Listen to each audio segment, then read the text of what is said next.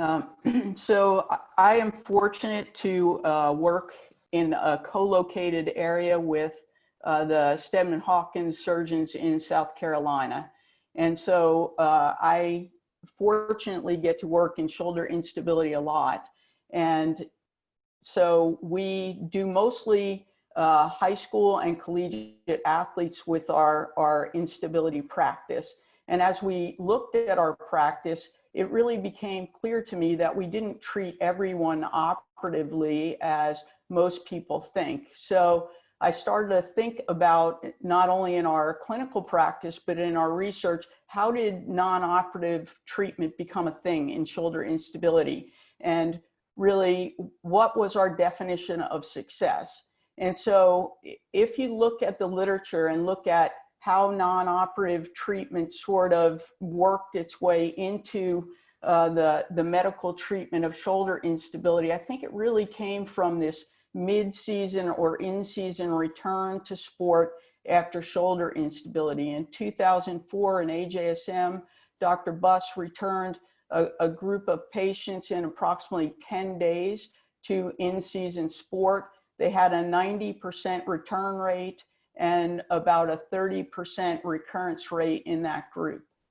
In 2014, Dr. Dickens was in charge of a multi-center project at the military academies and looked similarly at the ability to return to in-season play after traumatic anterior shoulder instability. And so this is a group of cadets and really highly active people. They found that on average, it took 5 days to return these people to care. They had 73% that were able to return to sport. The 27% who were unable to return to sport couldn't return because of their level of function. They weren't functionally able.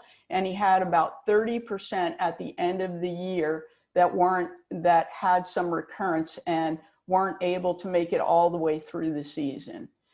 So then what are the considerations in terms of return to sport, whether in season or out of season, if the patient has been treated non-operatively? Well, there's not really a clear pathway to what is the road to success, or even really what the definition of success is after shoulder instability. So traditionally, we have looked medically at recurrence being a definition of success. And so Dr. Franks talked about how many times somebody has had an instability episode. And I think that is critically important when we look at the long-term, short-term, and long-term outcome for patients. But also now we're looking more at patient-reported outcomes, both region-specific and pathology-specific outcomes. And so Dr. Dickens in 2014 and then again in 2017 described use of patient-reported outcomes to predict who really could go back to sport in the same season, and then what percentage of ability to go back was related to their score on their patient-reported outcomes. And so he predicted, or basically said, you were able to predict the ability to return to a subsequent season. But when we think about talking to our patients, the real measure of success for them is, can they go back to sport? And of course, it's a mutual goal. We want people to go back to safe sport as well, but we're also worried about their short and long-term health. So I think the next question is, if we let an athlete go back to play and they play without further instability, they have goals that are occupational, recreational, maybe not going back to a contract year as a pro athlete, or maybe not going on to play in college, then how do we decide what the right treatment is for them? And what's the answer to the question? Well, it depends on a lot of things. It depends on what demographic category they fit into in terms of recurrence rates and whether they've had a previous dislocation or subluxation. What's their score on the patient-reported outcomes and their pathology-specific outcomes? What's the return to sport rate in the sport they want to go back to? And what's the risk in that sport? If you look at the 25-year follow-up from Dr. Hovelius, he said that patients tend to get stiffer over time. and approximately 50% of his patients went on to basically be stable over time. And if he had operated on all of them, he probably would have operated on 25 to 30% who might not have needed that surgery. There's also an article in JSES in 2012 that described a 30% complication rate for all different types of instability surgery, from arthroscopic all the way through the open Latarjet. So it's not as clear as 30% complication rates for an arthroscopic surgery, certainly not saying that, but there is possibility. So is the answer always go to the treatment that can't be reversed? If we tried conservative treatment, we always have the next step. If we try surgery, we can't go back. So there are some things that have been found in the literature to either tend to bring somebody to having recurrence or not, or whether they're successful in terms of return to sport. And you can see sport type is really critical to know, in that contact athletes generally have more recurrence and they don't do as well going back to sport.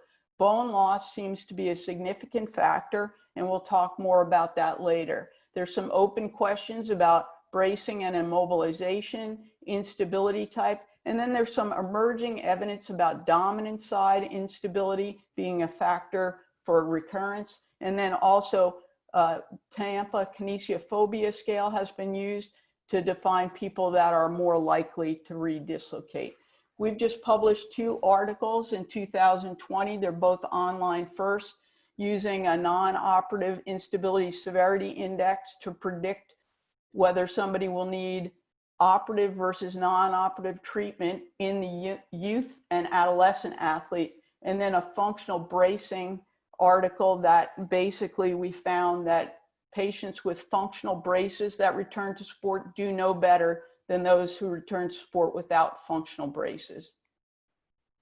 So we started to study this. We had an original cohort of 129 high school athletes that were hurt in high school sport. 97 of them were originally treated conservatively and 32 treated surgically. We had an 85% return to sport rate without any increased instability or shoulder injury for 1 full year after initial return to sport in our conservative group. Success was equivalent whether you were in the surgical or conservative group. We've followed those patients up now for 2+ years and have been able to follow 62 of them. We have 11 athletes who have required additional surgical intervention with a similar frequency between groups.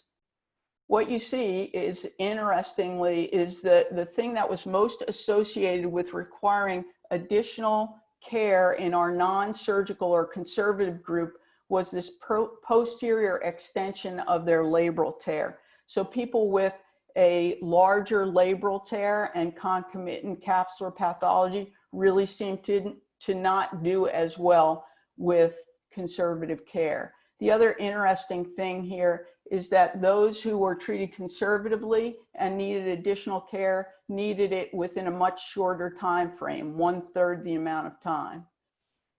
But when you look at functional outcomes, our WOCI scores and SAME scores are similar within groups for those with additional treatment or not, and between groups, so there was no difference. But the really interesting thing is the WOCI score was truly helpful in telling us who would be successful going back to sport. In the adapted WOCI score, or when it's put on a 0 to 100 scale, a score of 75 or greater was predictive of people who could tolerate and perform better at return to sport, whether they were treated conservatively or surgically. So in conclusion then, function after shoulder instability really is not equivalent if we look at return to sport or recurrence, and it's not predicted by recurrence, at least in our cohort. It was not predicted by treatment or sport type, meaning it's probably multifactorial. The WOCI seems to capture disability better, and it may help us predict and really help with treatment planning in those wanting to return to sport. Thank you.